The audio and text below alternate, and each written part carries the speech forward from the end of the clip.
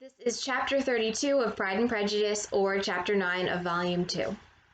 Elizabeth was sitting by herself the next morning and writing to Jane while Mrs. Collins and Maria were gone on business into the village, when she was startled by a ring at the door, the certain signal of a visitor. As she had heard no carriage, she thought it not unlikely to be Lady Catherine, and under that apprehension was putting away her half-finished letter, that she might escape all impertinent questions, when the door opened, and to her very great surprise, Mr. Darcy, and Mr. Darcy only, entered the room. If you remember, when Mr. Collins and Elizabeth are alone, Mr. Collins proposes to her. So in Regency England, for a man and a woman who are not married to be alone together was very mildly scandalous, not really socially acceptable, and would create some awkwardness. He seemed astonished, too, on finding her alone, and apologized for his intrusion by letting her know that he had understood all the ladies to be within. They then sat down, and when her inquiries after Rosings were made, seemed in danger of sinking into total silence. It was absolutely necessary, therefore, to think of something, and in this emergence, recollecting when she had seen him last in Hertfordshire, and feeling curious to know what he would say on the subject of their hasty departure, she observed, "How very suddenly you all quitted Netherfield last November, Mr. Darcy. It must have been a most agreeable surprise to Mr. Bingley to see you all after him so soon, for if I recollect right, he went but the day before. He and his sisters were well, I hope, when you left London?" "Perfectly so, I thank you." She found that she was to receive no other answer, and, after a short pause, added, "I think I have understood that Mr. Bingley has not much idea of ever returning to Netherfield again?" "I have never heard him say so, but it is probable that he may spend very little of his time there in future. He has many friends, and he is at a time of life when friends and engagements are continually increasing.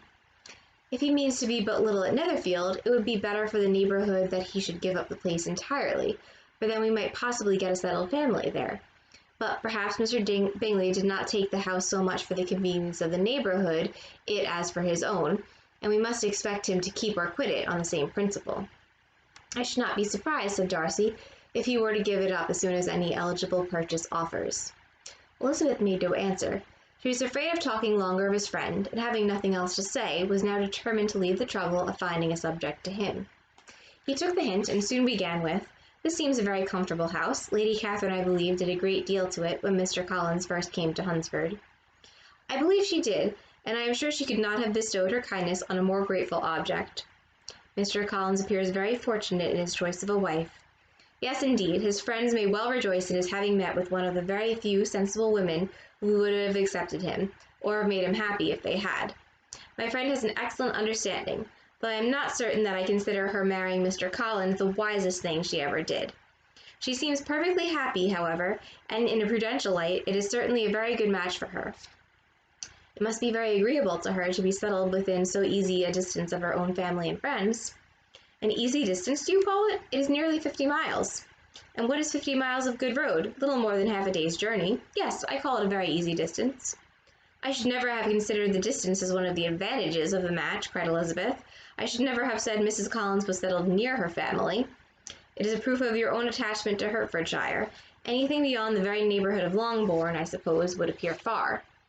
As he spoke, there was a sort of smile, which Elizabeth fancied she understood. He must be supposing her to be thinking of Jane in Netherfield, and she blushed as she answered, "I do not mean to say that a woman may not be settled too near her family. The far and the near must be relative, and depend on many varying circumstances. When there is fortune to make the expense of travelling unimportant, distance becomes no evil. But that is not the case here. Mr. and Mrs. Collins have a comfortable income, but not such a one as will allow of frequent journeys, and I am persuaded my friend would not call herself near her family under less than half the present distance." Mr. Darcy drew his chair a little towards her, and said, "You cannot have a right to such a very strong local attachment. You cannot have been always at Longbourn." Elizabeth looked surprised. The gentleman had experienced some change of feeling. He drew back his chair, took a newspaper from the table, and glancing over it, said, in a colder voice, "Are you pleased with Kent?"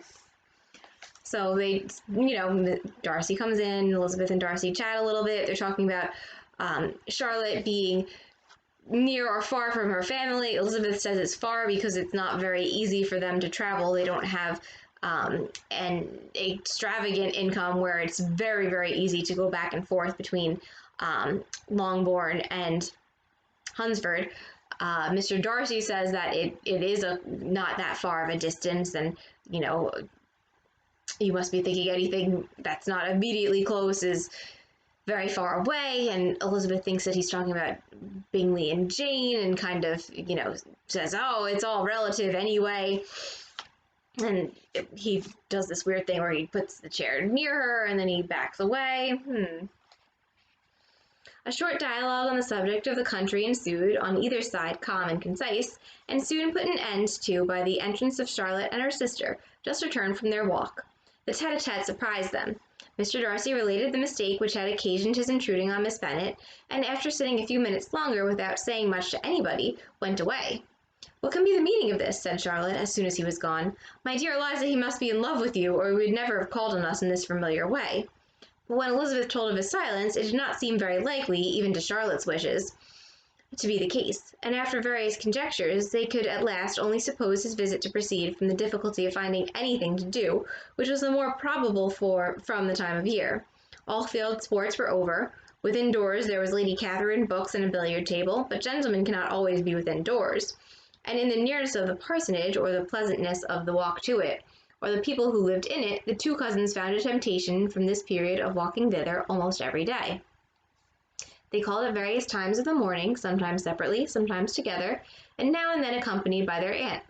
It was plain to them all that Colonel Fitzwilliam came because he had pleasure in their society, a persuasion which of course recommended him still more, and Elizabeth was reminded by her own satisfaction in being with him, as well as by his evident admiration of her former favourite George Wickham, and though in comparing them she saw there was less captivating softness in Colonel Fitzwilliam's manners, she believed he might have the best informed mind. So Mr. Darcy and Colonel Fitzwilliam continue visiting at Mr. and Mrs. Collins' house. It seems that Colonel Fitzwilliam and Elizabeth kind of hit it off. She's reminded of Wickham by him, but Wickham's a little bit more charming than Colonel Fitzwilliam. But she thinks that Colonel Fitzwilliam has a better informed mind than Wickham. But why Mr. Darcy came so often to the parsonage, it was more difficult to understand. It could not be for society, as he frequently sat there 10 minutes together without opening his lips, and when he did speak, it seemed the effect of necessity rather than of choice, a sacrifice to propriety, not a pleasure to himself. He seldom appeared really animated. Mrs. Collins knew not what to make of him. Colonel Fitzwilliam's occasionally laughing at his stupidity proved that he was generally different, which her own knowledge of him could not have told her, and as she would have liked to believe this changed the effect of love, and the object of that love her friend Eliza, she set herself seriously to work to find it out. She watched him whenever they were at Rosings, and whenever he came to Hunsford, but without much success. He certainly looked at her friend a great deal, but the expression of that look was disputable. It was an earnest, steadfast gaze, but she often doubted whether there were much admiration in it, and sometimes it seemed nothing but absence of mind.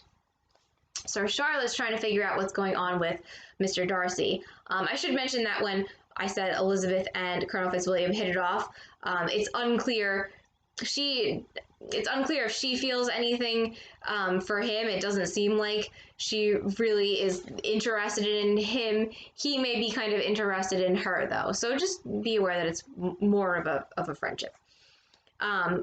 Charlotte's trying to figure out what the heck is going on with Mr. Darcy. She thinks it would be a good match for Elizabeth to be with Darcy, but she can't read him. He's very stoic and reserved. Charlotte has no idea if he likes her or not, just knows that he's staring at Elizabeth a lot. We, of course, know that he liked her in previous chapters.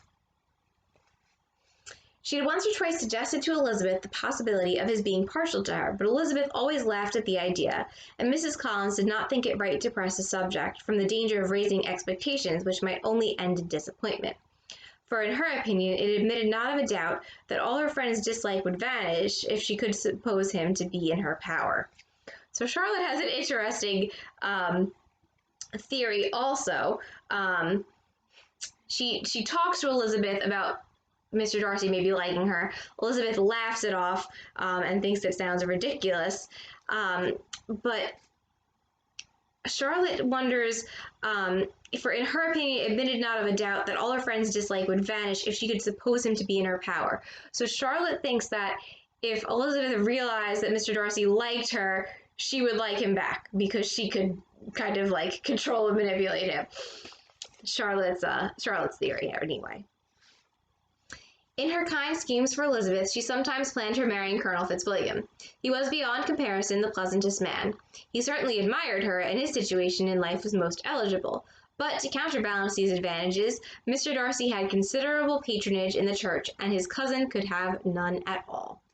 So Charlotte's thinking, again, very logically about who Elizabeth should marry, maybe not based on who Elizabeth's most interested in, but what would be the best pairing, much like she thought of marrying Mr. Collins as a sort of business and comfort and security arrangement. And that is chapter 32.